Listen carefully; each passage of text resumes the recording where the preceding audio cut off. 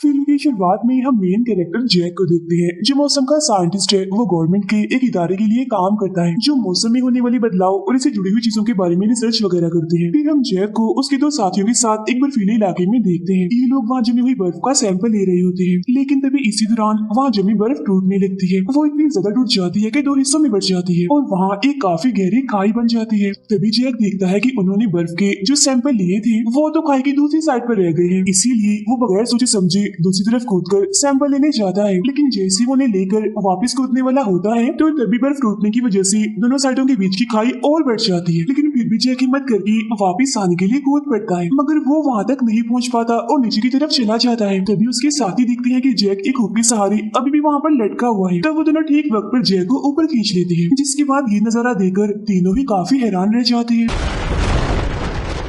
इसके बाद हमें दिल्ली शहर दिखाया जाता है, जहाँ सब मुल्कों की गवर्नमेंट की ग्लोबल वार्मिंग को लेकर कॉन्फ्रेंस हो रही थी। ग्लोबल वार्मिंग का मतलब है हवा में बहुत सारी गैसों का मौजूद होना, और इन गैसों की वजह से सूरज की किरणें जमीन से टकरा जाती है, जिससे जमीन और आसमान का टेम्परेचर बढ़ जाता है। यहाँ पर जैक भी होता है, जो ग्लोबल वार्मिंग की वजह से मौसम में होने वाले बदलाव के बारे में सबको बता रहा होता है। वो कहता है कि पिछले कुछ वक्त से हमारी जमीन के टेम्परेचर में काफी तेजी से बदलाव हो रहे हैं, और अगर हमने इस बारे में कुछ ना किया तो आने वाले 100 सालों में सभी ग्लेशियर पिघलकर समंदर में मिल जाएंगे, जिससे जाहिर है मौसम में भी बदलाव आएगा। जैसे कि कहीं बहुत ज्यादा बारिश और कहीं काफी बड़े तूफान आएंगे, और नॉर्थ एरिया जहाँ बर्फ पड़ती है वहाँ हद से भी ज्यादा टेम्परेचर गिरेगा, और टेम्परेचर गिरने की वजह से पूरी दुनिया में सब कुछ जमने लगेगा, यानी हर चीज बर्फ की लपेट में आ जाएगी। जाहिर है इससे कहीं भी जिंदगी का नामो निशान नहीं रहेगा।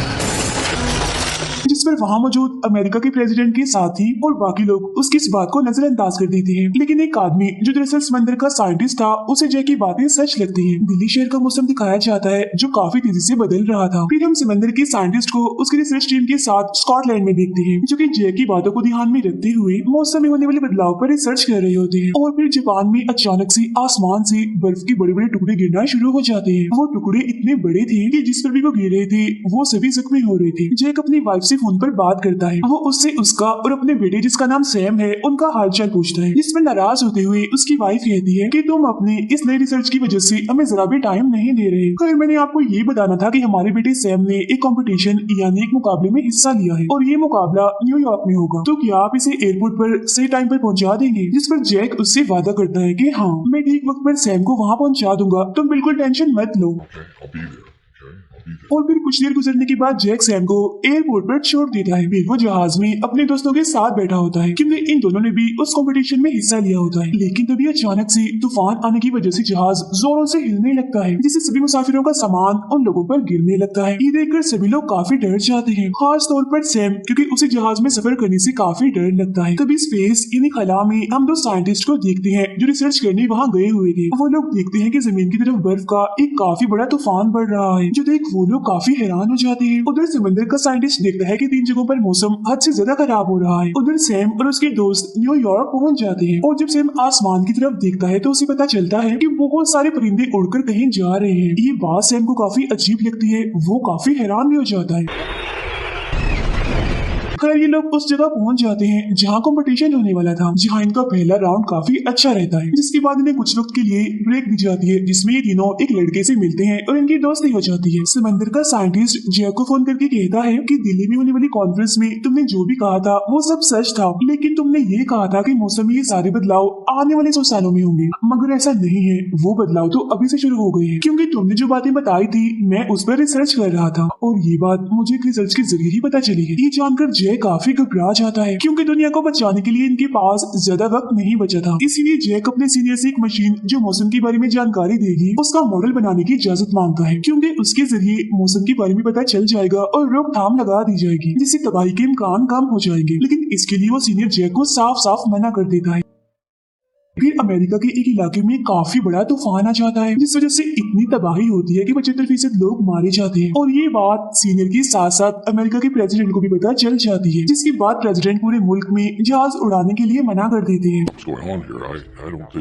ये बात जानने के बाद सीनियर समझ जाता है कि जैक बिल्कुल सही कह रहा था, क्योंकि जैसा जैक ने कहा था वैसा ही हो रहा था, यानी पूरी दुनिया में ही मौसम काफी तेजी से बदल रहा था। तो अब सीनियर जैक को मॉडल जल्दी से तैयार करने के लिए कहता है, लेकिन इस काम को करने के लिए जैक जैक और उसकी टीम को सिर्फ 48 घंटों का वक्त दिया जाता है, इसीलिए ये लोग फौरन ही उस मॉडल को बनाने में लग जाते हैं। फिर 24 घंटों की लगातार मेहनत के बाद उन्हें पता चलता है कि अगर उन्होंने जल्दी कुछ ना किया तो तकरीबन 6 से 8 हफ्तों में सब कुछ खत्म हो जाएगा। इसीलिए कुछ भी करके इन लोगों को इस आने वाली मुसीबत से बचाना होगा। अब ये जानते ही जैक अपने बेटे सैम को कॉल करता है और वापस आने के लिए कहता है, जिस पर सैम कहता है यहाँ कोई भी जहाज नहीं उड़ाया जा रहा, इसीलिए फिलहाल मैं वापस नहीं आ सकता। अब जैक अपनी तरफ से इकट्ठी की गई सभी इंफॉर्मेशन और रिपोर्ट्स प्रेसिडेंट के साथी को दिखाता है, लेकिन इस बार भी वो जैक की बातों पर ध्यान नहीं देता, बिल्कुल पहले की तरह। If we don't act now, it's going to be too late. समंदर का साइंटिस्ट देखता है कि हर जगह मौसम के बदलने की वजह से टेम्परेचर काफी तेजी से नीचे गिर रहा है और अगर ऐसे ही चलता रहा तो बहुत जल्द सब कुछ जम जाएगा। तभी हम देखते हैं कि नॉर्थ में टेम्परेचर के इस बदलाव से वहाँ बर्फ का एक काफी तेज तूफान आ जाता है। स्कॉटलैंड में भी हम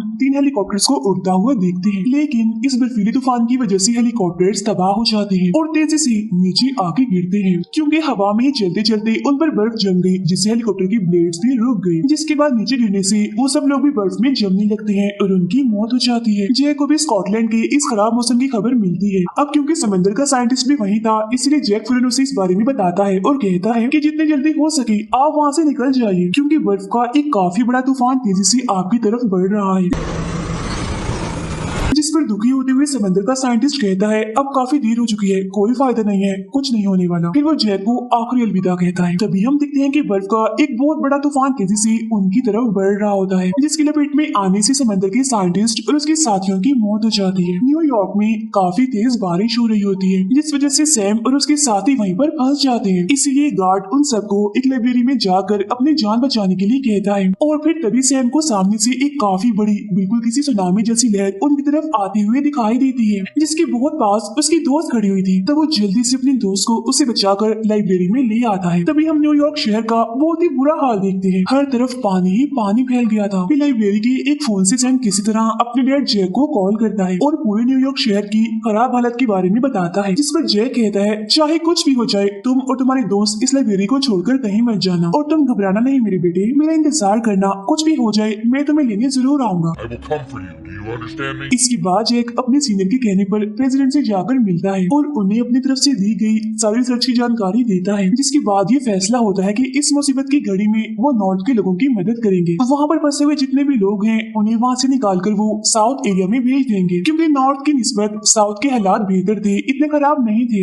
इसके बाद जैक अपने दोनों साथियों को लेकर अपने बेटे को वापस लाने के लिए न्यूयॉर्क के लिए निकल जाता है। न्यूयॉर्क में टेम्परेचर इतना गिर गया था कि वहाँ पर जितना भी पानी पड़ा था वो सारा का सारा जम गया था और लाइब्रेरी में फंसे सारे लोग बाहर का ये भयानक नजारा देखकर काफी डर जाते हैं। उनमें से एक पुलिस वाले की नजर बाहर कुछ लोगों पर पड़ती है जो साउथ की तरफ चल कर जा रहे थे। ये देख वो सभी लोग भी लाइब्रेरी से निकलकर साउथ की तरफ जाने का सोचते हैं, मगर सैम उन्हें ऐसा करने से मना करता है और यकीन दिलाने की कोशिश करता है कि हम लोग बच जाएंगे। वो बताता है कि मेरे डैड मौसम के साइंटिस्ट है, मेरी उनसे बात हुई है, उन्होंने कहा है कि हम यही रुके, ये हमारे लिए ठीक होगा। My father's a climatologist. He works for the government. क्योंकि टेम्परेचर काफी तेजी से गिर रहा है और अगर हम बाहर गए तो यकीनन जमने की वजह से हम मारे जाएंगे। और हाँ, यकीन कीजिए मेरे डैड ने वादा किया है कि वो यहाँ आकर हम सबको बचा लेंगे, लेकिन उनमें से कोई भी सैम की बातों का यकीन नहीं करता। जिसके बाद सैम के दोस्तों और कुछ लोगों के अलावा सभी लोग यहाँ से निकल जाते हैं। गवर्नमेंट जो कि तेजी से लोगों को साउथ में भेजने में लगी होती है, क्योंकि उनकी कोशिश होती है कि ज्यादा से ज्यादा लोगों को वो बचा पाए। जैक और उसके साथी जो न्यूयॉर्क की तरफ जा रहे थे, अचानक से रास्ते में बर्फ की वजह से उनकी गाड़ी खराब हो जाती है, इसीलिए अब उन्हें पैदल ही आगे जाना पड़ना था। उधर सैम और बाकी लोग ठंड से बचने के लिए लाइब्रेरी की सारी किताबों को जलाने लगते हैं। अब मौसम की इसी खराबी की वजह से प्रेसिडेंट की मौत हो जाती है, इसीलिए प्रेसिडेंट के साथी को ही अब नया प्रेसिडेंट बना दिया जाता है। जैक और उसके साथी चलते चलते एक ऐसी बर्फीले इलाके में पहुंचते हैं जहां इतनी बर्फ पड़ रही थी कि बड़ी बड़ी बिल्डिंग्स भी बर्फ से ढकी गई थी और ये लोग अब उन्हीं बिल्डिंग्स पर चल रहे थे। तभी चलते चलते जैक के एक साथी का एक बिल्डिंग पर से पैर फिसल जाता है और नीचे गिरने की वजह से उसकी मौत हो जाती है। उसकी मौत से जैक और दूसरे साथी को काफी दुख होता है, मगर ना चाहते हुए भी अपनी जान बचाने के लिए इन्हें आगे बढ़ना ही पड़ता है। उधर सैम की दोस्त की तबीयत अचानक से खराब होने लगती है, इसीलिए सैम अपने दोनों दोस्तों के साथ पानी के एक जहाज में जाता है दवाई लेने के लिए, क्योंकि वो जहाज समंदर से बाहर इधर आ गया था। अभी वो लोग जहाज में से दवा ले ही रहे थे कि तभी अचानक से उन लोगों पर भेड़िए हमला कर देते हैं जो जंगल से भाग कर यहाँ आ गए थे। वो सैम के दोस्त को काट कर जख्मी कर देते हैं, लेकिन सैम जैसी तैसी अपने दोनों दोस्तों को बचाकर वापस लाइब्रेरी में ले आता है। फिर वो दवाई सैम के दोस्त को देती है, जिसे खाने के बाद वो काफी अच्छा महसूस करती है। जैक और उसका साथी अभी भी पैदल ही आगे बढ़ रहे थे, मगर तभी अचानक जैक का साथी नीचे गिर जाता है, क्योंकि ठंड की वजह से वो बेहोश हो गया था।